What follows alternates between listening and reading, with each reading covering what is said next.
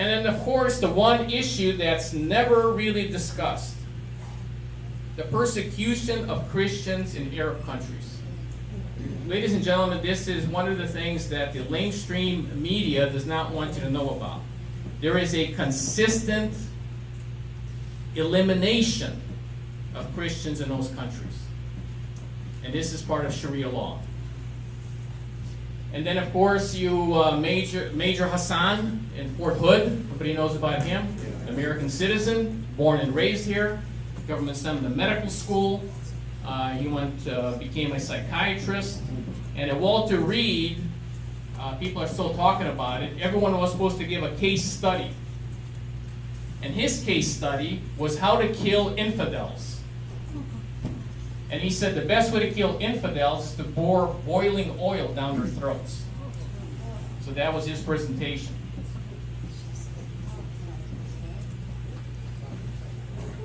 If we take a look at all of this, and I'll get into the particulars, what we're concerned about here in our country is to maintain our national sovereignty.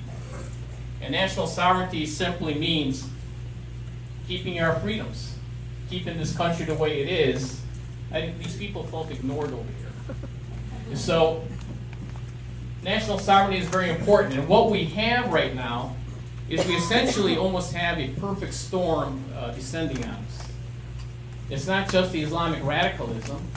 There's a lot of other things. For example, Mexican border.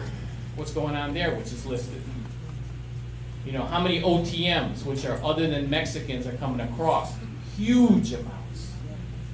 They recently arrested a female, and after interrogation, they found out she was an Al-Qaeda courier. And they said, well, how many times did you cross the Mexican border? She said, oh, over 250 times. I think you've heard the story that Arizona is just loaded with abandoned Korans and prayer rugs as people move further north. An important concept to grasp is soft versus hard jihad. And I'll give you the definition, but jihad is war against non-Muslims, period. It doesn't mean, I want to find myself, I want to get in touch with my inner feelings. It's war against non-Muslims. Muslims divide the world into two parts. The world of Islam and the world still at war. That means that's the part that they haven't taken over yet. Once they take over a part, it's always theirs.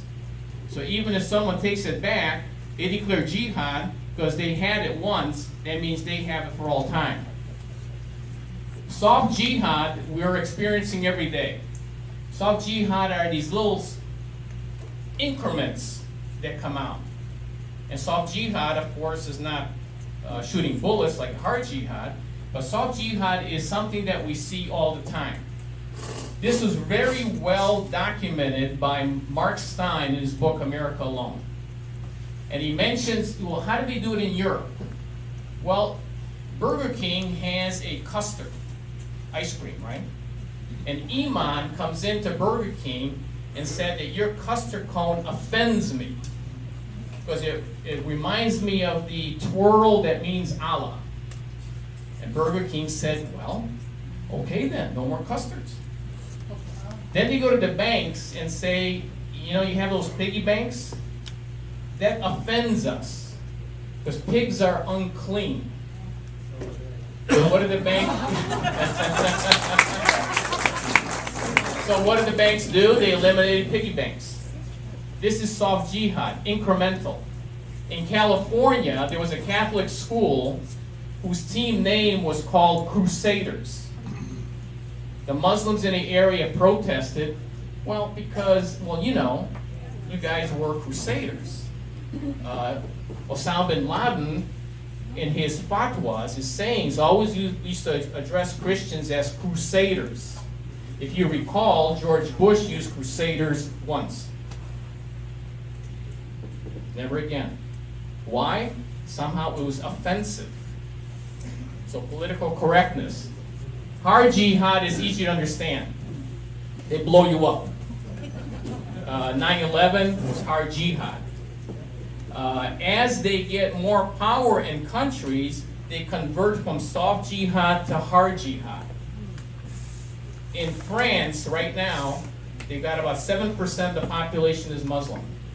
They have over 700 neighborhoods in France in which the police cannot enter.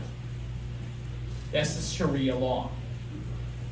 So they established neighborhoods in France. They're coming in as visitors, but they're establishing their own enclaves, and the French police do not enter. They practice Sharia law in these enclaves. I don't know if you knew or not, but there are 35 terrorist training camps in the United States. This was researched by the Christian Action Network. There's videos on it. It's very scary. They have camps. The big one is in Hancock, New York, Islamburg, and it was well written by Paul Williams in his book, The Al-Qaeda Connection and the Day of Islam. Why are they having these terrorist training camps here? They're waiting to get enough power and momentum so they can shift from soft jihad to hard jihad. What is the ultimate goal of these jihadists? The destruction of the United States. The final goal is to establish a world caliphate, a world dictatorship. And then everybody will bow to the will of Allah, the most merciful.